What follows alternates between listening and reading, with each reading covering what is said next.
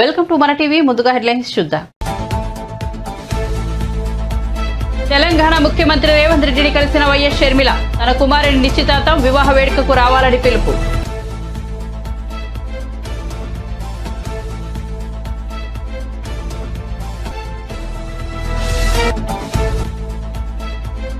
మంగళగిరిలో కనకవేడల రవీంద్ర కుమార్ మీడియా సమావేశం. ఇచ్చిన హామీల్లో జగన్ అమలు చేసింది 15% వెల్లడి. రాష్ట్ర విభజన నష్టం కంటే జగన్ పాలనలో నష్టమే ఎక్కువని విమర్శలు.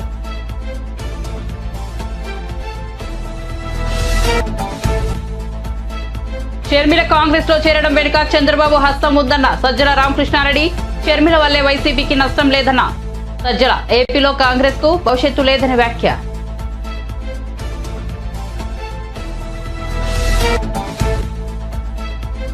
ఇందిరమ్మ రాజ్యంలో బ్రహ్మాండమైన సంక్షేమం ఉంటుందని చెప్పారన్న కడియం. కానీ అలా జరగడం లేదని విమర్శలు. గృహలక్ష్మి పథకాన్ని రద్దు చేశారని ఆగ్రహం.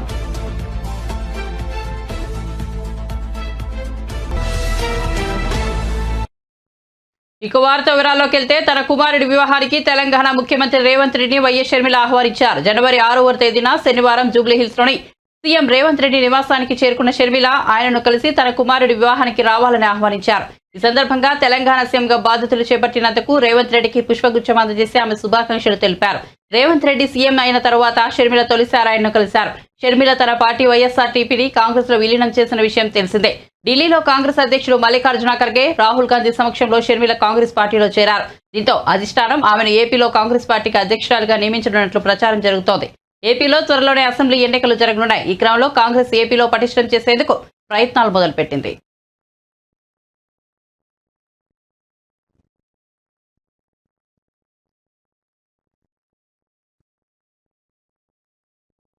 మాజీ క్రికెటర్ అంబటి రాయుడు వైసీపీకి గుడ్ బై చెప్పారు. అధికార పార్టీని వీడుతున్నట్లు ట్విట్టర్ ద్వారా వెల్లడించారు. కొంతకాలం రాజకీయాలకు దూరంగా ఉండాలని నిర్ణయించుకున్నట్లు తెలిపారు. భవిష్యత్ కార్యాచరణకు సంబంధించి త్వరలో ప్రకటన చేస్తానంటూ తన ట్వీట్లో వెల్లడించారు. కొంతకాలంగా జగన్ పాలనపై అంబటి రాయుడు ప్రశంసలు కురిపించారు. గతేడాది డిసెంబర్ 28న ఏపీ ముఖ్యమంత్రి వైసీపీ అధినేత వైఎస్ జగన్ సమక్షంలో ఆ పార్టీ కండువా కప్పుకున్నారు. అయితే రాజకీయాలకు తాత్కాలికంగా విరామం ప్రకటిస్తున్నట్లు రాయుడు తన తాజా ట్వీట్లో పేర్కొన్నారు. పూర్తి వివరాలను త్వరలో వెల్లడిస్తానని చెప్పారు.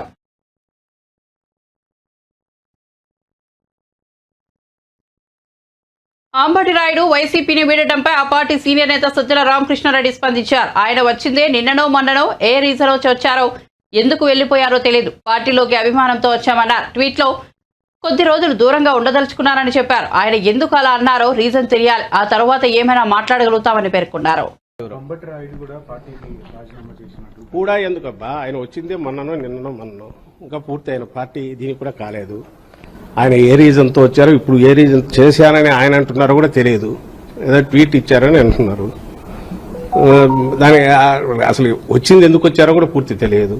అభిమానంతో వచ్చింటే ఆయన కూడా అక్కడ ఏమన్నారు, కొద్ది కాలం పాటు దూరంగా ఉండదలుచుకున్నా అన్నారు. ఆ రీజన్స్ తెలియాలి. తెలిసినాక దాని గురించి ఏమన్నా ఇది కావచ్చు. షర్మిల గారు కూడా కాంగ్రెస్ పార్టీలో చెప్పాము ఇంతకుముందు.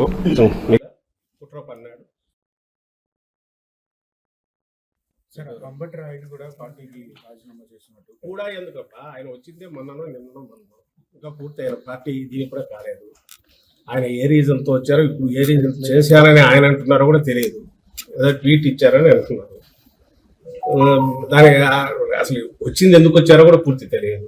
అభిమానంతో వచ్చింటే ఆయన కూడా అక్కడ ఏమన్నారు, కొద్ది కాలం పాటు దూరంగా ఉండదలుచుకున్నారు. రీజన్స్ తెలియాలి. తెలిసాక దాని గురించి ఏమన్నా. షర్మిల గారు కూడా కాంగ్రెస్ పార్టీలో చెప్పేదనుకున్నారు, మీకు చెప్పలేదు. కాంగ్రెస్ పార్టీలో చేరారు. తెలంగాణ ముఖ్యమంత్రి రేవంత్ రెడ్డిని మాజీ గవర్నర్ ఈఎస్ఎల్ నరసింహన్ కలిశారు. శనివారం నాడు తెలంగాణ సచివాలయంలో మర్యాదపూర్వకంగా ముఖ్యమంత్రిని కలిశారు. నరసింహన్ మొదట ఉమ్మడి ఆంధ్రప్రదేశ్, ఆ తర్వాత తెలంగాణ రాష్ట్రానికి గవర్నర్ గా పనిచేశారు. తెలంగాణ ఉద్యమం కీలక దశలో ఉన్న సమయంలో ఆయన ఉమ్మడి ఏపీకి గవర్నర్ గా వచ్చారు. 2009 నుంచి రాష్ట్రం విడిపోయే వరకు గవర్నర్ గా వ్యవహరించారు. ఆ తర్వాత 2014 నుంచి 2019 వరకు తెలంగాణకు గవర్నర్ గా పనిచేశారు. నరసింహన్ తర్వాత తమిళసై సౌందరరాజు తెలంగాణ గవర్నర్ గా వచ్చారు. వైఎస్ షర్మిల కాంగ్రెస్ లో చేరడం ఏపీ రాజకీయాల్లో వేడి పుట్టిస్తోంది. షర్మిల ప్రభావం వైసీపీ మీద ఎంతవరకు ఉంటుందనే అంశంపై పెద్ద ఎత్తున చర్చ జరుగుతోంది. ఈ నేపథ్యంలో ఏపీ ప్రభుత్వ ప్రధాన సలహాదారు సజ్జల రామకృష్ణారెడ్డి కీలక వ్యాఖ్యలు చేశారు. షర్మిల కాంగ్రెస్ చేరడం వెనుక టీడీపీ అధినేత చంద్రబాబు హస్తం ఉందని చెప్పారు. ఆమె కాంగ్రెస్ లో చేరడం వల్ల వైసీపీకి ఎలాంటి నష్టం లేదని అన్నారు. ఏపీలో కాంగ్రెస్ కు భవిష్యత్తు లేదని, ఆ పార్టీని తాము పట్టించుకోబోమని తెలిపారు. షర్మిలకు ఎక్కడి నుంచైనా పోటీ చేసే హక్కు ఉందని పేర్కొన్నారు. వచ్చింటే ఆయన కూడా అక్కడ ఏమన్నారు, కొద్ది కాలం పాటు దూరంగా ఉండదలుచుకున్నారు. రీజన్స్ తెలియాలి. తెలిసాక దాని గురించి ఏమన్నారు.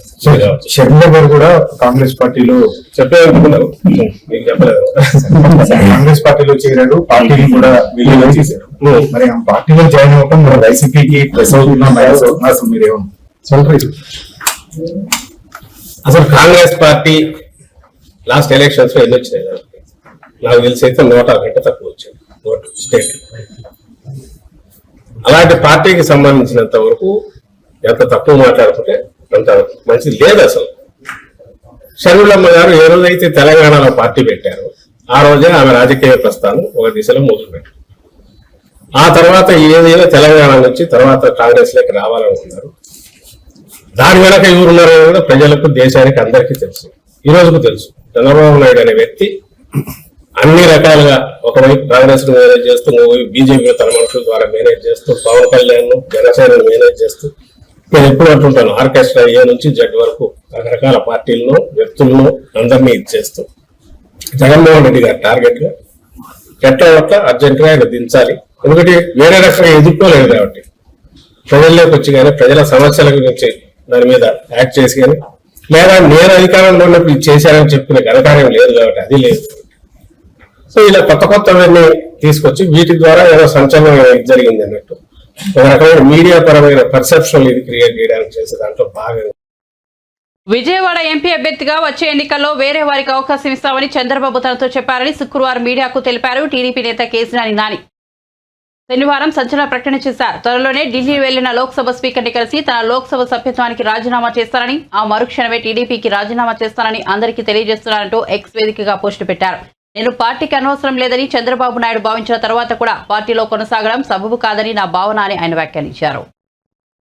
స్టూడెంట్ అయ్యండి, అట్లాగే ఆయన సోదరుడు అరుణ్ కుమార్ యొక్క వ్యక్తిత్వం, వాళ్ళ బ్యాక్గ్రౌండ్ నేను అంతకుముందు నాకు భిన్నత వేరే ఉండేది, కానీ చూసిన తర్వాత మా ఇంటరాక్షన్ తర్వాత చాలా గొప్ప వ్యక్తులు ఇద్దరు కూడా. ముఖ్యంగా డాక్టర్ గారు, ఆయన పల్మనాలజిస్ట్ అయ్యండి, గొప్ప ప్రాక్టీస్ ఉండి ఒక మెరిట్ స్టూడెంట్ అయ్యండి, అట్లాగే మేడం కూడా గైనకాలజిస్ట్ అయ్యండి, నిస్వార్థంగా అన్నీ వదులుకొని ఇక్కడ ప్రజల కోసం నిరంతరం కష్టపడుతున్నారంటే ఆయన చాలా గొప్ప వ్యక్తి. ఆయన అట్లాగే అభివృద్ధి కోసం నన్ను ఇంకా యాక్చువల్ చాలా ఇవ్వాలి, కానీ నా కాన్స్టిట్యూన్సీ రెండు సంవత్సరాలు ఎంపీ నిధులు లేవు. అది ఇంకో 10 కోట్లు కూడా ఎమ్మెల్యే గారికి ఇవ్వాలి నేను, ఎందుకంటే పార్టీలకు అతీతంగా ప్రాంతానికి అభివృద్ధి చేయాలనే ధ్యేయంతో ఆయన పనిచేస్తున్నటువంటి తీరు నాకు చాలా నచ్చింది. కాబట్టి ఆయన అంత ముందు కూడా చెప్పాను, నేను కోటరావులపాడు చెప్పాను, మళ్ళీ ఇప్పుడు చెప్తున్నా, ఎప్పుడు చెప్తా, మంచి వ్యక్తులు రాజకీయంలో ఉండాలి. ఏ పార్టీకి సంబంధం లేదు.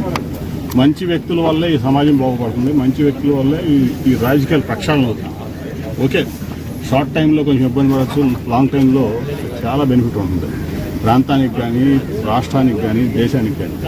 కాబట్టి నా ఉద్దేశం ఏంటంటే ఇటువంటి మంచి వ్యక్తిని ఇక్కడ ప్రజలు ఎన్నుకోవడం వాళ్ళ అదృష్టం.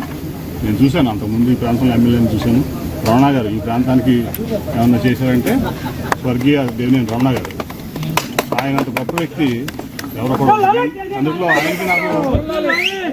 అందుట్లో ఆయనకి నాకు చాలా ఆత్మీయ అనుబంధం ఉంది. రమణ గారికి నాకు, నేను అప్పటికి వ్యాపారంలోనే ఉండేవాడిని, కానీ ఆయన ఒక ఎమ్మెల్యేగా, మంత్రిగా ఈ ప్రాంతానికి, నందిగామ నియోజకవర్గానికి ఒక పేరు తీసుకొచ్చినటువంటి వ్యక్తి ఎవరు అంటే, ఒక ప్రజల్లో ముందులో ఉన్నారంటే ఆయన దేవినేని రమణ గారు.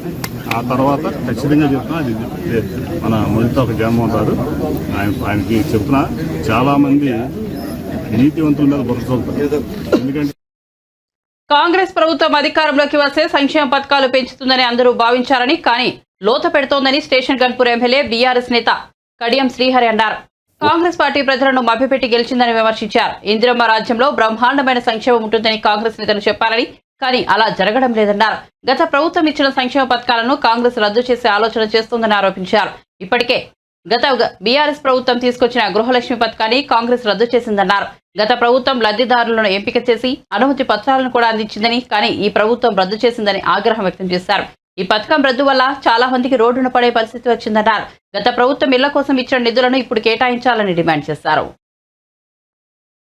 ఇచ్చిన గ్యారెంటీలను అమలు చేయలేక, ఇచ్చిన 420 హామీలను నిలబెట్టుకోలేక కాలయాపన చేసే ప్రయత్నాలు జరుగుతున్నాయి. ఆ కాలయాపన ఏ రకంగా జరుగుతున్నది? శ్వేతపత్రాల రూపంలో, జ్యుడిషియల్ ఎంక్వైరీల రూపంలో, ప్రజాపాలన పేరిట దరఖాస్తుల రూపంలో, డేటా ఎంట్రీ రూపంలో, ఫిజికల్ వెరిఫికేషన్ రూపంలో కాలయాపన చేస్తున్నారు. ఎందుకు ఈ కాలయాపన? ఫిబ్రవరిలో లోక్సభ ఎన్నికల షెడ్యూల్ వస్తుంది. ఆ షెడ్యూల్ వచ్చేంత వరకు దీన్ని మనం లాగగలిగితే, షెడ్యూల్ వచ్చింది కాబట్టి, ఎలక్షన్ కోడ్ వచ్చింది కాబట్టి ఇవ్వలేకపోయామని చెప్పి తప్పించుకోవచ్చు, మరొక్కసారి ప్రజలను మోసం చేయవచ్చు అనే ఆలోచనతో కాంగ్రెస్ ప్రభుత్వం ప్రయత్నిస్తున్నట్టుగా కనిపిస్తున్నది. ముఖ్యమంత్రి గారు మాట్లాడుతున్న విషయాలు, పత్రికలలో వారు చెప్పిన విషయాలు, లేదా బహిరంగ సభలలో కానీ ఇతర సమీక్ష సమావేశాలలో కానీ వారు మాట్లాడుతున్న విషయాలు చూస్తూ ఉంటే వారికి సరైన బ్రీఫింగ్ ఉండడం లేదా వారికి అవగాహన లేకుండా మాట్లాడుతున్నారా అర్థం కావడం లేదు. అనేక విషయాలపైన ఒక ప్రకటన ఇస్తున్నారు. ప్రకటన ఇచ్చిన తర్వాత ఒక 2-3 రోజులకు మళ్ళీ దానిపైన సవరణ ఇచ్చే ప్రయత్నం చేస్తున్నారు. ఫార్మాసిటీని రద్దు చేస్తున్నామని ప్రకటించారు. దానితో భూముల ధరలు, ఆ ఫార్మాసిటీ చుట్టూ ఉన్న భూముల ధరలన్నీ గణనీయంగా పడిపోయినాయి. మళ్ళీ ఏ రకమైన ఒత్తిడి వచ్చిందో తెలియదు కానీ ఫార్మాసిటీని రద్దు చేయడం లేదని చెప్పారు. మెట్రో రైల్ అలైన్మెంట్ మార్చుతున్నామని చెప్పారు. అసలు మొత్తమే ఆ అలైన్మెంట్ నే రద్దు చేస్తామని చెప్పారు. మళ్ళీ ఏం జరిగిందో తెలియదు కానీ అదే అలైన్మెంట్ తోని మెట్రో రైలు వస్తుందని చెప్తున్నారు. ప్రగతి భవన్ ను హాస్పిటల్ గా మారుస్తా అన్నారు, లేకుంటే doctor BR Ambedkar skill development centre గా మారుస్తామన్నారు. కానీ ప్రగతి భవన్ ను ఇవాళ మంత్రులు నివాసంగా మారింది. ముఖ్యమంత్రి గారు నాగ్పూర్ కు వెళ్లి కాంగ్రెస్ పార్టీ ఆవిర్భావ సభలో ఒక మాట మాట్లాడారు. ఈ దేశానికి అదానీ ప్రధాని అని రెండు చీడపురుగులు వెళ్ళినాయి. అదానీ పీడ వదిలిపోయింది, ఇక ప్రధాని పీడ వదిలించుకోవాలని ఒక మాట మాట్లాడింది. కానీ హైదరాబాద్కు వచ్చిన తర్వాత అదే అదానికి ముఖ్యమంత్రి గారు రెడ్ కార్పెట్ వచ్చారు. అంటే ముఖ్యమంత్రి గారు మాట్లాడే ఒక విషయం పైన మాట్లాడుతున్నప్పుడు దానికి సంబంధించి సరైన బ్రీఫింగ్ తీసుకొని మాట్లాడాలి. ఒకసారి ముఖ్యమంత్రి గారి నోటి నుంచి వచ్చింది అంటే అది ప్రభుత్వ ఆదేశంగానే ప్రజలు భావిస్తారు, ప్రభుత్వం యొక్క నిర్ణయంగానే ప్రజలు భావిస్తారు, ఒక జీవోగా భావిస్తారు, ఒక పాలసీగా భావిస్తారు. కాబట్టి మాట్లాడే ముందు కాస్తంత హోంవర్క్ చేసి బ్రీఫింగ్ తీసుకొని మాట్లాడితే బాగుంటుందని చెప్పి నేను ఈ సందర్భంగా తెలియజేస్తున్నాను. కాంగ్రెస్ ప్రభుత్వము అభివృద్ధి సంక్షేమ పథకాల విషయంలో వారు ప్రకటించిన 420 హామీలకు సంబంధించిన విషయంలో ఈ రోజు వరకు కూడా ప్రజలకు స్పష్టత ఇవ్వడం లేదు. 6 గ్యారంటీలలో 2 గ్యారంటీలు అమలు చేశామని చెప్పి కోట్ల రూపాయల అడ్వర్టైజ్మెంట్స్ ఇచ్చుకున్నారు. నేను అడుగుతున్న రాష్ట్ర ప్రభుత్వాన్ని, ఏ 2 గ్యారంటీలు అమలు చేస్తారో చెప్పండి. మహాలక్ష్మి అనే ఒక గ్యారంటీలో 3 హామీలు ఉన్నాయి. ఒక్కో గ్యారంటీలో 3 నుంచి 4 హామీలు ఉన్నాయి. మహాలక్ష్మి అనే మొదటి గ్యారంటీలో 3 హామీలు ఉన్నాయి. ఒకటి, ప్రతి మహిళకు నెలకు 2,500 రూపాయల ఆర్థిక సాయం చేస్తామని. 2, గ్యాస్ సిలిండర్ ను 500 రూపాయలకి ఇస్తామని. 3, ఆర్టీసీలో ఉచిత బస్ ప్రయాణం కల్పిస్తామని. ఒక్క ఆర్టీసీలో ఉచిత బస్సు ప్రయాణము కల్పించి ఒక గ్యారంటీని అమలు చేస్తామని చెప్పడం అంటే ఇది ప్రజలను మోసం చేయడమే తప్ప మరొకటి కాదు. ఇలాంటి మోసపూరితమైన ప్రకటనలు ఇప్పటికైనా కాంగ్రెస్ పార్టీ మానుకోవాలని చెప్పి నేను కోరుతున్నాను. యువకులకైతే మొండి చేయి చూపించారు. హస్తం గుర్తుకు ఓటేసినందుకు యువతకు మొండి చేయి చూపించారు. యువత డిక్లరేషన్ సరూర్ నగర్ లో జరిగితే ప్రియాంక గాంధీ గారు ఆ సభకు వచ్చి కాంగ్రెస్ ప్రభుత్వం అధికారంలోకి వచ్చిన తర్వాత నిరుద్యోగ యువకులందరికీ కూడా, నిరుద్యోగ యువతకు నెలకు 4,000 రూపాయల వృత్తి ఇస్తామని ప్రకటించారు. కాంగ్రెస్ ప్రకటించిన అభయహస్తం మేనిఫెస్టోలో కూడా యువ వికాసం అనే క్యాప్షన్ పెట్టి దాంట్లో కూడా నిరుద్యోగ యువతకు 4,000 రూపాయల వృత్తి ఇస్తామని చెప్పారు. కానీ నిండు శాసనసభలో ఆర్థిక శాఖ మంత్రులు చెప్తారు మేము అసలు హామీని ఇవ్వలేదు అని. ఇంతకంటే దుర్మార్గం ఇంకొకటి ఉండదు. కాంగ్రెస్ పార్టీ ప్రకటనలను చూసి కాంగ్రెస్ పార్టీ 85% హామీల అమల్లో జగన్ రెడ్డి ఫెయిల్ అన్న టీడీపీ పుస్తకంలోని అంశాలపై శ్వేతపత్రం విడుదల చేసే ధైర్యం ముఖ్యమంత్రికి ఉందా అంటూ టీడీపీ రాజ్యసభ సభ్యుడు కనకమేడల రవీంద్ర కుమార్ ధ్వజమెత్తారు. మంగళగిరిలోని టీడీపీ ప్రధాన కార్యాలయంలో ఆయన మీడియా సమావేశం నిర్వహించారు. హామీల అమలుకు సంబంధించిన వాస్తవాలు వెల్లడించాకే జగన్మోహన్ రెడ్డి ప్రజల్ని ఓట్లు అడగాలని కనకమేడల స్పష్టం చేశారు. నవరత్నాలు, మేనిఫెస్టో, పాదయాత్రలో ఇచ్చిన హామీల్లో జగన్ రెడ్డి అమలు చేసింది కేవలం 17%మేనని అన్నారు. 4 ఏళ్ల 9 నెలల జగన్మోహన్ రెడ్డి పాలన విధ్వంసకరం, నియంతృత్వం, అవినీతి, అబద్దాలమయమని కనకమెడల విమర్శించారు. 99% హామీలు అమలు చేశామంటూ ప్రజల్ని మోసగించడం కాదు, ముందు టీడీపీ ప్రశ్నలకు ప్రభుత్వం సమాధానం చెప్పాలని నిలదీశారు. పరిస్థితి వచ్చింది. ఎలా ఉన్నది అనేది వాళ్ళ పార్టీ నాయకులు, ఎమ్మెల్యేలు ప్రజలకు వివరించే పరిస్థితి వచ్చింది. ఇంతకాలం మేము ప్రతిపక్షంలో ఉండి గత 4 సంవత్సరాల 9 నెలలుగా మేము గొంతు చుంచుకు చెప్పిన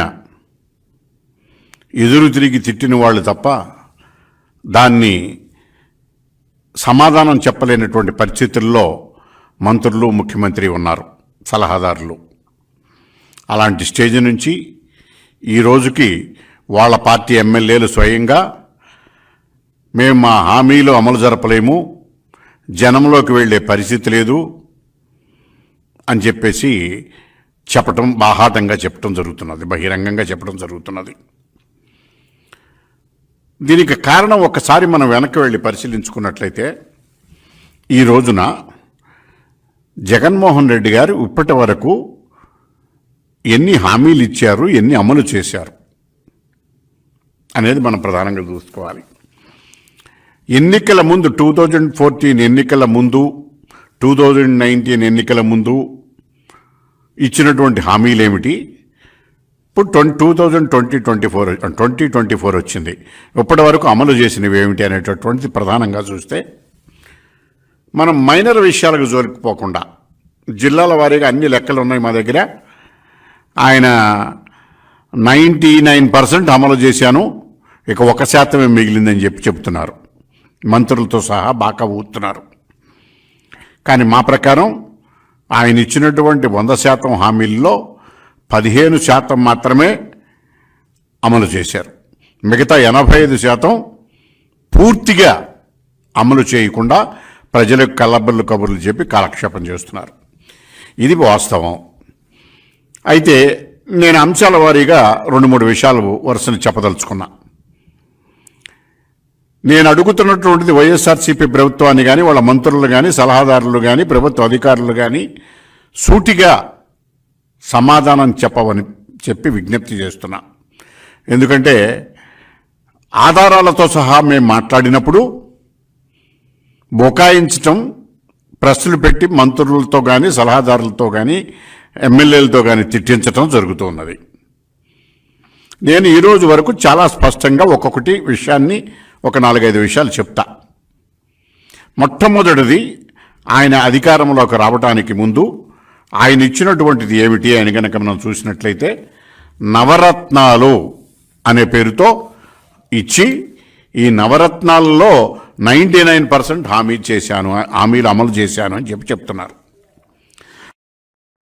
రాష్ట్ర ప్రభుత్వానికి ఎన్ని కష్టాలున్నా 6 గ్యారెంటీలను ఖచ్చితంగా అమలు చేస్తామని మంత్రి పొన్నం ప్రభాకర్ తెలిపారు. సిద్దిపేట జిల్లా హుజనాబాద్ లో ప్రజాపాలన కార్యక్రమంలో శనివారం ఆయన పాల్గొన్నారు. ఈ సందర్భంగా మంత్రి మాట్లాడుతూ హుజనాబాద్ లో అసంపూర్తిగా ఉన్న డబుల్ బెడ్రూమ్ ఇళ్ల పనులకు పూర్తి చేసి గతంలో నిర్మించిన లబ్ధిదారులను అందించాలని ఆర్డీఓను ఆదేశించామన్నారు. భూ నిర్వాసితుల సమస్యలు పరిష్కరించి గౌరవవెల్లి, గండిపల్లి ప్రాజెక్టుల ద్వారా రైతులకు సాగునీరు అందిస్తామన్నారు. ఎన్ని రకాల అప్పులు ఈ రాష్ట్రంలో మిగిల్చినా, ఎంత ఖజానా ఖాళీ చేసినా దృఢ నిశ్చయంతో ఈ యొక్క గ్యారంటీలన్నీ అమలు చేస్తుందనే మాట ఈ సందర్భంగా మనం చేస్తా ఉన్నాం. ఇలా నెల రోజులుగా గారి ప్రభుత్వాన్ని మనం ఎవరి దగ్గరైనా అప్పు తీసుకుంటే కూడా 1 సంవత్సరానికి అప్పు కట్టిస్తామంటే 1 నెల రోజులకే అప్పు కట్టియలేదని 420 కేసు పెడితే కూడా ఏ పోలీసులు కేసు పెట్టరు. ఎందుకంటే ఆ అగ్రిమెంట్ అనేది సంవత్సరం దాకా ఉంది. మేము ఇచ్చిన 100 రోజులు, ప్రభుత్వం ఏర్పడి 30 రోజులైంది. లేదా ఇంకా గతంలో అధికారంలో ఉన్నటువంటి హామీలు చాలా అమలు చేయనటువంటి పరిస్థితి కూడా ఉండే. ఇలా ఈ హామీలు అమలు కాకముందే అప్లికేషన్ల ప్రక్రియ జరుగుతుంటేనే కాంగ్రెస్ పార్టీని 420 అని విమర్శించేటువంటి ఒక పరిస్థితి వచ్చింది. అది వాళ్ళ విజేతకే వదిలిపెట్టిన నిన్ననే చాలా గట్టి చెప్పినాం. అనేకమైన సెక్షన్లు ఉన్నాయి. 379, 382, 384, 392 అన్ని ఎక్స్టార్షన్, డెకాయిట్, రాబరీ, థెఫ్ట్ అన్ని 4 కేసులు రిజిస్టర్ చేసినా కూడా సరిపోనంత ఈ రాష్ట్ర ఖజానా దోపిడీ జరిగింది. హామీలు అమలు చేయకపోతే బరాబరుగా తెలంగాణ రాష్ట్ర కేంద్రంలో ఉన్నటువంటి ధర్నా చౌకులు ఓపెన్ చేసి పెట్టాం. తప్పకుండా మా మీద ఒత్తిడి ప్రజాస్వామ్యంగా తీసుకోవచ్చు. గతంలో ఎవరైనా అడిగే పరిస్థితి లేకుండే. ఇలా ప్రజాస్వామ్యంగా అప్లికేషన్లు ఫ్రీ ఇచ్చినాం. ప్రతి వార్డులో కౌంటర్ పెట్టినాం. ఈ పట్టణంలో కూడా 6,000 అప్లికేషన్లు వచ్చినాం. తప్పకుండా అందరికీ అర్హులైన వాళ్ళందరికీ కూడా అన్ని రకాల కార్యక్రమాలు ఇచ్చే విధంగా పర్యవేక్షణ చేస్తామనే మాట మరొక్కసారి కూడా అందరికీ ఈ సందర్భంగా మనం చేస్తున్నాం. ఇది కాక గతంలో ఇచ్చిన డబుల్ బెడ్రూమ్ సంబంధించి ప్రభుత్వాలు మారుతుండొచ్చు, రాజకీయ పార్టీలు మారుతుండొచ్చు, కానీ లబ్ధిదారులకు సమస్య రానియము. తప్పకుండా అసంపూర్తిగా ఉన్నప్పటికీ కూడా, ఎందుకంటే సమాజానికి తెలవాల్సిన అవసరం ఉంది, అసంపూర్తిగా ఉన్నప్పటికీ కూడా లబ్ధిదారులు వచ్చినని వాళ్ళు అంటా ఉన్నారు, అధికారులు ఇచ్చినారని వీళ్ళు అంటా ఉన్నారు. ప్రజాప్రతినిధులకు తొందరపడి ఇచ్చిన కారణాలు ఏమన్నా కానీ తప్పకుండా వాళ్ళ యొక్క సంబంధించి ఇప్పుడే ఆర్టీఓ గారిని ఆదేశిస్తా ఉన్నాం. దానికి సంబంధించి వెంటనే ఒక ఎస్టిమేట్ తయారు చేసి ఎవరికైతే ఆల్రెడీ అలాట్మెంట్ ఇచ్చిరో కనీసం వాళ్ళు సంక్రాంతి దాటాక మంచి రోజుల్లో గృహప్రవేశం చేసుకునేటువంటి సౌకర్యాలు కలిగేసే విధంగా చర్యలు తీసుకోవాలి. అందుకు నిధులు కేటాయించే విషయంలో మనం తప్పకుండా చొరవ చూపెడతానటువంటి మాట మనం చేస్తా ఉన్నాం. తప్పకుండా ఆ గౌరవవెల్లి ప్రాజెక్టు ద్వారా, గండిపల్లి ప్రాజెక్టు ద్వారా ఈ యొక్క హుస్నాబాద్ నియోజకవర్గ గ్రామాలకు నీళ్లు అందించే బాధ్యత నాది. మనందరం కూడా ఇలా రాజకీయాలకు అతీతంగా నాకు సహకరించాల్సిందిగా నేను ముఖ్యంగా నిర్వాసితులు కోరిన నేను దురుసుగా వ్యవహారం చేయ ప్రభుత్వం ఇవ్వగలిగే పరిస్థితిని వివరిస్తా. అవసరమైతే గదవాటి బతిమలాడి సామరస్యంగా సమస్యను పరిష్కారం చేసేటువంటి ప్రయత్నం చేస్తాం. మొత్తానికి నిర్వాసితుల పట్ల వాళ్ళు ఇప్పటికే భూమి కోల్పోతారు కాబట్టి వాళ్ళ పట్ల దురుసుగా వ్యవహారం చేయకుండా సమాజానికి ఉపయోగపడుతున్న వారిగా సన్మానించుకునే రీతిలో వాళ్ళకి గౌరవాన్ని ఇచ్చి ఆ సమస్యను కూడా పరిష్కారం చేస్తా. నాకు ఆ విశ్వాసం ఉంది అనే మాట కూడా వాళ్ళు కూడా నా మాట గౌరవం ఇచ్చి తప్పకుండా సమస్య పరిష్కారానికి ముందుకు వస్తారనే మాట నేను ఈ సందర్భంగా కోరుతున్నా.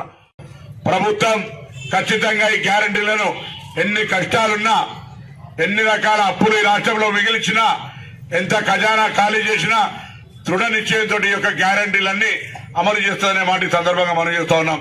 ఇలా నెల రోజులు కూడా కానీ ప్రభుత్వాన్ని మనం ఎవరి దగ్గరైనా అప్పు తీసుకుంటే కూడా ఒక సంవత్సరానికి అప్పు కట్టిస్తామంటే ఒక నెల రోజులకే అప్పు కట్టియలేదని 420 కేసు. సూర్యాపేట జిల్లా మునగాడ మండలం బరాకత్గూడెంలోని వెంకటేశ్వర స్వామి ఆలయంలో ఉప ముఖ్యమంత్రి బట్టి విక్రమార్క ప్రత్యేక పూజలు చేశారు. కోదాడ ఎమ్మెల్యే పద్మావతి ఆయనకు స్వాగతం పలికారు. ఆలయ చరిత్రను ఉప ముఖ్యమంత్రికి పూజారులు వివరించారు.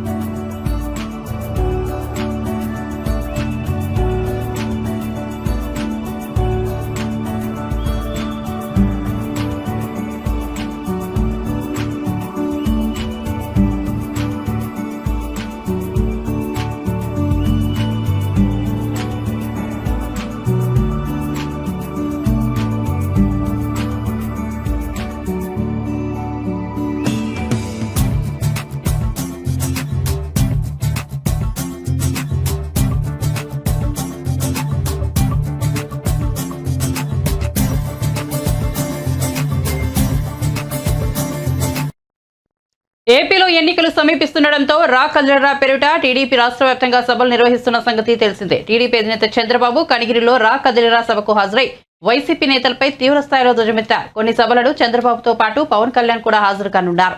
ఈ క్రమంలో జనవరి 9న వెంకటగిరిలో సభ ఏర్పాటు చేశారు. అయితే అదే రోజు ఉదయం చంద్రబాబు పవన్ కళ్యాణ్ ఎన్నికల సంఘాన్ని కలవనున్నారు. ఏపీలో ఓట్ల అవకతవకలు జరుగుతున్నాయంటూ ఈసీకి ఫిర్యాదు చేయనున్నారు. ఈ నేపథ్యంలో వెంకటగిరి సభ వాయిదా పడింది.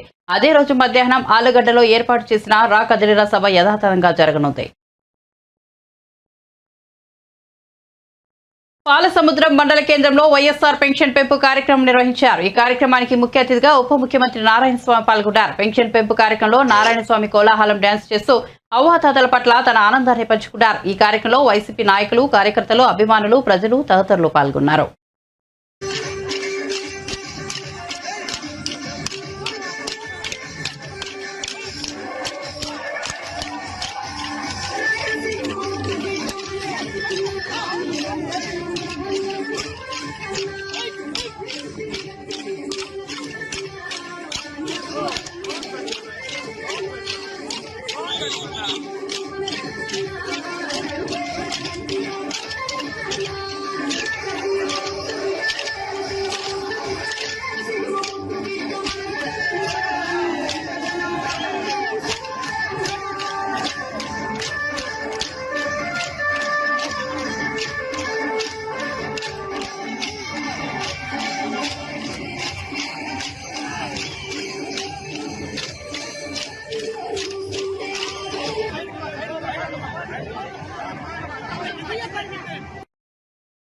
తనకు వ్యాధి వచ్చిందని తప్పుడు ప్రచారం చేస్తున్నారని AP assembly speaker Tammineni Sitaram మండిపడ్డారు. ఈ మేరకు ఆయన ఒక వీడియోను విడుదల చేశారు. నాయకులకు, కార్యకర్తలకు నా ముఖ్యమైన విజ్ఞప్తి, త్వరలోనే నేను ప్రజాహిత కార్యక్రమాలకు వస్తాను. ప్రజల సంక్షేమం కోసం నేను ఖచ్చితంగా పర్యటిస్తా. ప్రభుత్వ కార్యక్రమాలను విజయవంతం చేస్తా. ఇది నా బాధ్యత. ఎవరు ఎన్ని అనుకున్నా పట్టించుకోవాల్సిన అవసరం లేదు. నాకు ఏదో పెద్ద జబ్బు వచ్చింది, వ్యాధి వచ్చిందని ప్రచారం చేయడం సరికాదన్నారు. సోమవారం నుంచి ప్రభుత్వ కార్యక్రమాలకు యథావిధిగా హాజరవుతానని తమ్మినేని వీడియోలో తెలిపారు. నాయకులు, కార్యకర్తలు, ప్రజలకు నా ముఖ్యమైనటువంటి విజ్ఞప్తి ఏమిటంటే, నేను మళ్ళా త్వరలోనే ఈ ప్రజాహిత కార్యక్రమాలకు రావడం జరుగుతుంది. ప్రజల సంక్షేమం కోసం నేను ఖచ్చితంగా పర్యటించి ఈ కార్యక్రమాల్ని విజయవంతం చేస్తాను. అది నా డ్యూటీ, అది నా ధర్మం. ఎవరు ఎన్ననుకున్నా నన్ను పట్టించుకోవాల్సిన పని లేదని మీకు మరొకసారి హెచ్చరిస్తున్నాను. నేను అందుకు దీన్ని ప్రత్యేకమైనటువంటి ఒక ఏదో పెద్ద వ్యాధి వచ్చింది, జబ్బు వచ్చింది అని ఇష్టం వచ్చినట్టుగా ప్రచారం చేయడం సరైనటువంటి కాదు. కాబట్టి నేను సోమవారం నుంచి మళ్ళా మన ప్రభుత్వ కార్యక్రమానికి యథాతథంగా హాజరవుతాను. బులెటిన్ ముగించే ముందు హెడ్లైన్స్ మరోసారి చూద్దాం.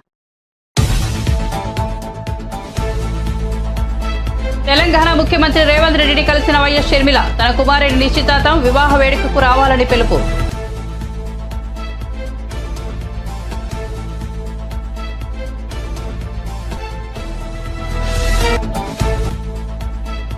మంగళగిరిలో కనకమెడల రవీంద్ర కుమార్ మీడియా సమావేశం. ఇచ్చిన హామీలో జగన్ అమలు చేసింది 15% వెల్లడి. రాష్ట్ర విభజన నష్టం కంటే జగన్ పాలనలో నష్టమే ఎక్కువని విమర్శలు.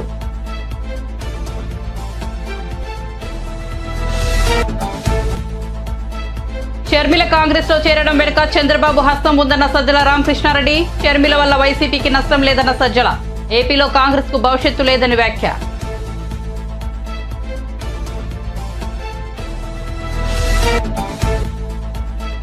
ఇందిరమ్మ రాజ్యంలో బ్రహ్మాండమైన సంక్షేమం ఉంటుందని చెప్పారన్న కడియం. కానీ అలా జరగడం లేదని విమర్శలు. గృహలక్ష్మి పథకాన్ని రద్దు చేశారని ఆగ్రహం.